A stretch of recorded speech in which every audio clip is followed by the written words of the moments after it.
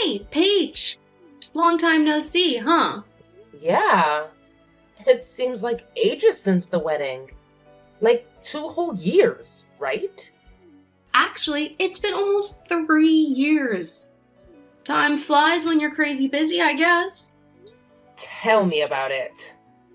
So, what's up? I hear Jack wants to take you out on a date this weekend, but you're in a bit of a bind? Yeah, exactly. None of the grandparents are available to watch our little munchkin. And that's where you come in, my awesome friend. We were wondering if you can lend us a hand and babysit for us. Ah, I appreciate the vote of confidence, but honestly, I'm not sure if I'm the best choice for babysitting. I mean, I haven't even met your little one, you know? Oh, right. We've been pretty cautious about introducing our kiddo to people. So far, only close family members have met our little cutie, and we haven't even considered them for our babysitting duties. Ah, got it. So, the rest of the family has had the pleasure of meeting the little munchkin? Yeah, we had a big celebration when our little bundle of joy was born about 14 months ago. Huh. I never got an invite to that. Must have gotten lost in the mail. What? Oh no! I'm so sorry. Jack said he would send invites to everyone on his side of the family. When you didn't show up, I thought you didn't want to come. I was kinda bummed, to be honest. Well, I'm not surprised he didn't fill you in on that. Communication has never been his strong suit. Oh, I'm sure he just forgot or something. It was a crazy time. Lots going on. Yeah, I suppose you can give him the benefit of the doubt. That's what his parents always did for him growing up. So, it's kind of a pattern. Hold on. That's a bit rude, don't you think? Maybe, but it's not as rude as what he's done to me throughout our lives. Anyway, let's cut to the chase. The answer is no. I won't be able to babysit for you guys. Please, we're really stuck and don't have anyone else we can ask. Have you considered asking Jack's siblings? I mean, I know Paul is 17 and probably not busy with a job or anything. He's too young and disinterested. Ruth has a couple of kids, so she can probably add one more little one to the mix. We don't want to give him to someone who can't dedicate their time to him. But you're fine giving him to a complete stranger? You aren't a stranger. You're family, and you work with kids. That makes you the perfect person to watch him. Sorry, but no. I'm not interested in watching an infant or a toddler. I don't know. Is there any way we can change your mind? We could pay you if you need money. No, sorry. I think you should find someone who knows your child. At that age, they can be very difficult with people they don't know. And it sounds like you guys are probably overprotective. How can you say that? We just want to make sure he's safe. And that is perfectly fine. But that needs to include making sure you leave him with people he knows. Okay, fine. I'll see if I can find someone else. What's this? I hear that you won't watch Little Jack this weekend. Hi, Jack. I'm surprised you have my number. My parents gave it to me. Theoretically, they're my parents too. I've been telling you since high school, you aren't family. They aren't your parents. Yes, I know that's how you feel. The entire school knew how you felt about me. Get over yourself. The people in our school didn't care about you. That's right. It was you, the popular jock that was loved and adored. No one else mattered with you around. Are you being sarcastic now? You're so bitter and jealous. It's ridiculous. Sure, nothing is ever your fault. Knock it off before I tell my parents. Still making that threat, huh? It's almost like you never grew up. Shut up. I'm married and I have kids. You're just some child care worker who hasn't finished college. Of course, it's no surprise no one wants you. That's probably why you work in childcare. You make it sound like I dropped out of college. You realize that I'm still in college, right? I've still got a few years left before I earn my degree. And since you didn't bother going to college, I don't know why it matters that I haven't earned my degree yet. I don't need a degree for what I do. If you had half the brain you think you do, you would know that. I'm in sales. I have charisma. That's not something that can be taught. You must be right. Now, if you don't mind, I need to get back to work. I do mind. You need to watch my son this weekend so my wife and I can go out. Have any of the members of your family who you invited to meet your baby do it? I don't trust any of them. They don't have a lot of experience with children. Ruth does. Are you really that stupid? She's not going to put our child first. I don't know why you think I'm a suitable person to watch your precious little Jack. After all, you didn't trust me to come to the celebration of his birth. I didn't want you to ruin the celebration. You're always such a downer. Well, there you go. That's not the kind of person you want around your baby. He's a toddler. So that's the right level of thinking. Especially if you're as good at your job as you claim. You can try to flatter me as much as you like, but the answer is still no. Good luck. Fine. I'm gonna tell Mom and Dad. You'll be watching Junior one way or another. Peach, I'm very disappointed in you. Well, hello to you too, Dad. Don't give me that. You shouldn't talk to your brother like that. As I've been telling you for weeks now, he doesn't see me as family. Are you really bringing that up again? I expected better of you. I'm not saying that he used to feel that way. He still feels that way. And since I know you aren't likely to believe me, here's what he said when trying to tell me I had to babysit his kid. Well, that's only because you were picking a fight with him. Ah, yes. It's such a reasonable response to me being annoyed that he excluded me from stuff, to say that I'm not actually family. Thanks. I feel very loved. You know that. Your mother and I love all of our children equally. I know that you guys actually believe that, and that's perfectly fine. I don't understand why you want to keep having this fight. It doesn't help anyone. I'm sorry, but I just find it hard to put up with your biological son. He has done nothing to convince me to help him. You should realize that it is an honor for you to be asked at all. Your siblings are bummed that he won't even consider them. Poor Ruth took it particularly poorly.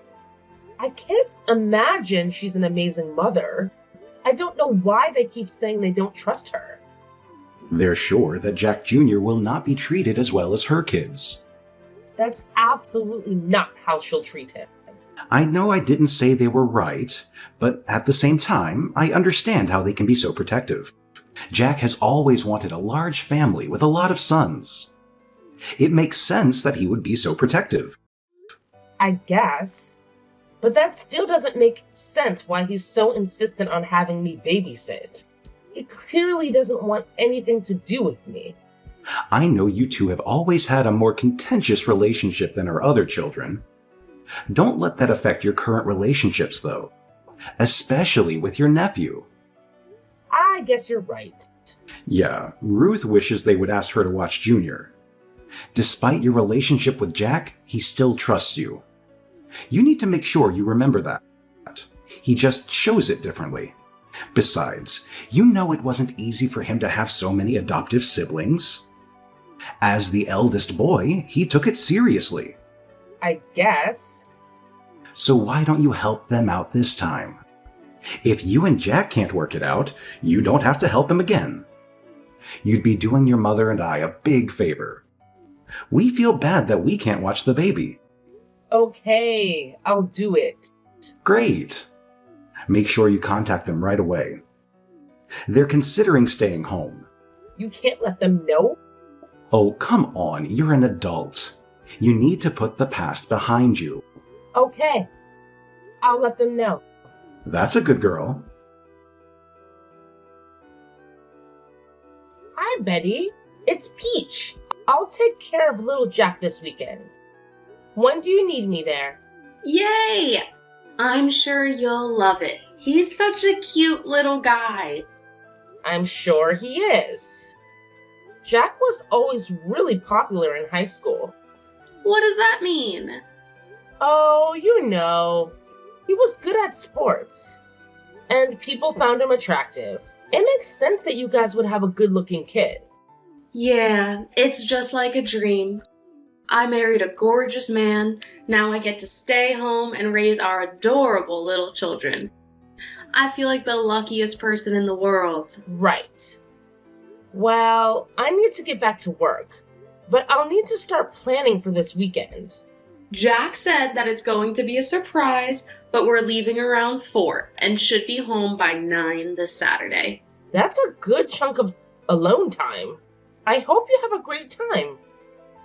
It's the first time we've really gotten to go out and be adults. It will be so much easier with you watching him. I mean, kids are your life, right? I do really enjoy playing with them. They're so smart and learn so quickly, and the things they do are cute. See, you're perfect for watching our little angel. I'm sure that you'll have a great time. I'm sure it'll be fun. Will I be able to come meet him before watching him? Sorry, but things are pretty hectic. You see, I'm expecting again. It's early, so no one else knows yet, so please don't say anything. Congratulations! That's amazing! You must be having a lot of fun with Jack Jr. Don't worry, I won't say anything. Great! We'll see you this weekend. Sounds good. See you then.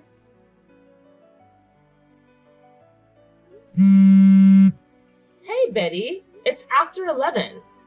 I thought you were going to be home around 9. Oh, sorry, Peach. We're having so much fun. We should be home by midnight. Okay. I'm glad you guys aren't hurt. But I really need to get home to study. It's just one night. I'm sure it won't interfere with your studies. I have to finish a report before Wednesday and finals start this week. Well, it's not like one night is going to be too much of a disruption. Okay, but please be home by midnight. I still need to get some stuff done. It'll be fine. Betty, you guys really need to come home. I have to get home and take care of my dog. How come you didn't take care of your dog before leaving? That is so irresponsible. You said that you would be home hours ago. I should have been home by now to take him outside. You really need to learn to plan better than this. So how long do you guys think you're going to be out? We're at a hotel now because we're too drunk to drive home. You've been drinking? While you're pregnant? Stop texting my wife. We asked you to babysit, not nag us. She's pregnant. She shouldn't be drinking. Let her know enough to get drunk. What is wrong with you two? Shut up. I'm not gonna take this from some orphan. Jack, you fool! Text me back now. Oh, how immature, you've blocked me. Well, I hope you guys enjoyed tonight, because I'm never gonna help you again. Peach, why aren't you responding to texts from your brother? I haven't gotten any text from Paul in a while. You know I don't mean Paul. I'm talking about your older brother, Jack. Oh, I don't see him as family. Are you gonna start that again? When are you going to grow up? Probably in a few more years. After all, my brain is still forming. Are you getting smart with me, young lady? What do you need, Dad? I need to know why you aren't answering your brother. After the last experience babysitting for him, I won't do it again. So when he blocked me from continuing drinking, I didn't feel bad about blocking him. That is very disappointing. You know that he gets emotional. You should take that into account and be a bigger person. So you think that the person who's barely able to drink alcohol should be more mature than the person who can legally rent a car? Don't do that. This isn't about age. It's about maturity level, right? You and your mom never made your biological children act grown up. It's always been on me and Ruth, almost like you adopted us to be free childcare for you. And now for your grandchildren. Your mother and I love you all equally. Funny, since you sure don't treat us equally. How dare you accuse us of favoritism? We adopted you when no one else would. You should be grateful for everything we provided you. This feel again? A roof over our heads, food in bellies, blah, blah, blah. You thankless, insignificant horror of a child. We never should have adopted you. Ah, finally, there it is. The way you've always felt. That is not how I felt until now. You have always been difficult. But I figured you would get better. Instead, you keep getting worse. Right, because I won't let you guys use me anymore. We've given you everything. You owe us. Are you paying for my college education? Of course not. Why should we be responsible for that? You could have gotten a job like Jack instead of wasting time and money on a degree. Or you could have been like Ruth and gotten married and started having children. Funny that you actually saved up money for college, at least for your bio children. So clearly you think that college is important. Of course it is. But we paid to adopt you. How could you expect us to keep sinking money into your future? We have children of our own. In other words, you don't really think of me as your child. No, and I don't really care how that makes you feel. You've been so difficult. You're such an ingrate. Honestly, it's easy to see why you were put up for adoption. I want to say ouch, but you've kind of made it clear that's how you feel. Of course you're going to try to make it sound like I'm the bad guy. Well, Samuel, I don't think that most people would say what you did was selfless, since you used us like unpaid labor. But don't worry, you don't have to put up with me anymore. Did you just call me by my first name? That's it. I am cutting you off. I'm not sure how you think you can cut me off. You haven't paid for anything for me since I was started working at 16 years old. I let you live in my house. You charged me rent after forcing me to get a job. You were wild and uncontrollable. I was teaching you how to be an adult. Jack stole a car, assaulted over half a dozen people, and cost you thousands of dollars in high school. But sure, I was the problem child. See what I mean? You're so vindictive and horrible. You won't let the past be in the past. You were the one to talk about what I was like as a teenager. All I did was point out that your son was far worse. Yet he didn't have to do anything. That's because he's my child. You aren't. Thanks for saying it. From here on out, I won't bother to contact you or anyone else in your family. Good luck, Samuel. You're gonna need it. Hey, Peach. I just wanted to check in on you. Hi, Samuel. Doing fine. Did you get the $100,000 I sent you a couple of years ago? I did. Thank you so much. The timing really couldn't have been better. Your mother died not long after that. I don't have a mother. Of course you do. Or you did. Judy was your mother. She raised you. Oh, you mean the woman who made me do most of the chores? The woman who made me cook a lot of the meals? She was only slightly less terrible than you and the rest of the family. I mean, she didn't insult me all the time. Just behind my back. That is not fair. You know how rough it was to raise you. What do you want, Samuel? Please, call me Dad. I'm your parent too. No, you aren't. The money was to pay you back for room, board, and food you provided. So you aren't anything to me now. That's very harsh. How can you say that about family? I wouldn't say that about family, but you made it clear that I am not family. So I'll ask you again. What do you want, Samuel? Well, we have fallen on hard times. Jack lost his job and they're about to be evicted. I'm sure Judy left him something. Or you could mortgage your house for him. I already did that. I don't know where the money went, but they're about to be homeless. They can move in with you. I don't want to have 5 screaming children in my home. These are supposed to be my golden years. Well, if you're okay with your family being homeless, that's on you. But you clearly have money. You could help them out.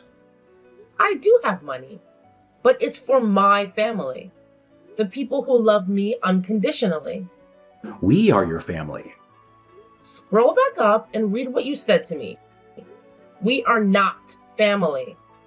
Then who else do you have? Your parents abandoned you. You have no one else but us. In 8 years, I haven't heard one word from you. You never cared what happened to me. The fact that you think you can contact me to bail you guys out now is just revolting and sad. It's not like you have anything else better to do with your money.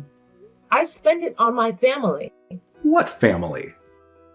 I'm married with children of my own. What? Why didn't you invite us to the wedding? We should be there to celebrate the big life moments with our daughter. First, you guys didn't invite me to Judy's funeral. Second, I'm an orphan, remember? You're breaking my heart. You would have to have a heart first. Why? You ungrateful wretch. It never takes long to get that mask to slip. I'm gonna contact your husband. I'll come to your job and ruin your reputation. How are you going to do that? You don't know what I do for a living. You must have married into money. Because I know you used to work in childcare. Yeah. I didn't think you bothered to listen when I told you what degree I was working towards. No, I didn't marry money, Samuel. I earned it on my own. Then I'll find out where you work and I'll ruin you. You should be ashamed for abandoning us in our time of need. That will be difficult because I've changed my name. What is it now? And I don't live in the same state anymore. So I guess that means you'll need to focus on your family instead of harassing the kid you mistreated. I don't believe you. Why would you still have that phone? Because I knew eventually you would contact me. I hope that maybe you would actually have something kind to say, or that you would apologize. Instead, you prove that you saw me as a way of getting more money. What should I apologize for? You were horrible. And you can have the rest of your life to never have to talk to me again. So, I finally unblocked Jack. And boy, did that open up the floodgates for texts. Between Jack and Samuel, my phone was blowing up with the evidence that these guys were a serious threat to me and my family. Samuel eased off a bit after getting hit with a court order to stop harassing me, but Jack? Well, he never was the sharpest tool in the shed when it came to understanding boundaries. It took getting him arrested and spending a few months behind bars for him to finally get the memo and back off. Then I heard Ruth and Samuel had taken Jack and his clan in. And let me tell you, it was a total disaster. Jack managed to wreck Samuel's car and even got arrested for attacking him when Samuel tried to make him pay for the damages. After I got that update, I made it clear that I didn't want any more updates on what happened between those two troublemakers. I stayed in touch with Ruth because she always felt like an outsider, like me. She never really spoke up about things, but it felt like we had a connection. But hey, good news. She's happily married now and her kids are doing great. They're thriving. Mostly because she had the sense to move away from that toxic family after Judy passed away. She did mention once that she might consider taking in Jack's kids, but I made it clear that I didn't want to know the nitty-gritty details. Look, I've been through my fair share of tough times, and I know how awful it can be coming from a messed up family. So, if Ruth wants to help those kids, I'm more than happy to lend a hand by sending some money their way. They're not responsible for their father's actions, and I feel for them.